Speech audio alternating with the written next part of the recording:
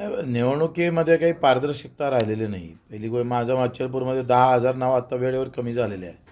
म्हणजे या सगळ्या घोळात हे निवडणुका होणं म्हणजे काही संभ्रम निर्माण करणारी आहे. मला असं वाटतं का हा घटनेने दिलेला मूलभूत अधिकार आहे. मतमाराचा जसा अधिकार आहे, तसं माझं मत मला भेटलं का नाही भेटलं हा पण त्या मतदाराचा अधिकार आहे. आणि निवडणूक आयोग ते मत दाखवू शकत नाही.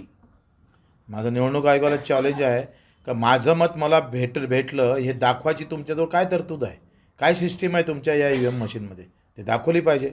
आणि म्हणून आमची मागणी काय आहे, काँग्रेस आघाडीची मागणी जरी बॅलेटची असेल तरी मी EVMच म्हणणार आहे.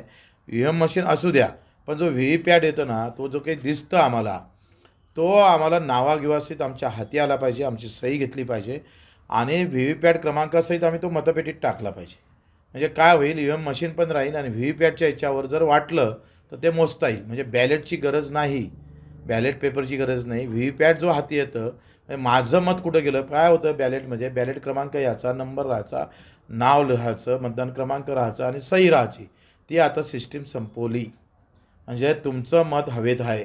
तुमचं मत तुम्हाला भेटलं का नाही भेटलं ही सिस्टीमच कोलॅप्स करून टाकली आणि इथंच BJP जिंकलेली आहे. हे कटकारस्थान आहे. हे एक कटकारस्थान आहे. दुसरं, शहरातल्या निवडणुका पहिले घ्यायच्या, अर्धे अधिक शहरं हिंदू मुस्लिमच्या नावावर निवडून येणार, त्याच्यात पुन्हा BJPचा फायदा होईल आणि त्याचा परिणाम ग्रामीण भागावर होईल आणि तिथून पुन्हा एक विजयाचा वातावरण महाराष्ट्रात निर्माण कसं करता येईल, तर त्याचा एक व्यवस्थित मला वाटतं इथे गेम BJPनं व्यवस्थित केलेला दिसतं.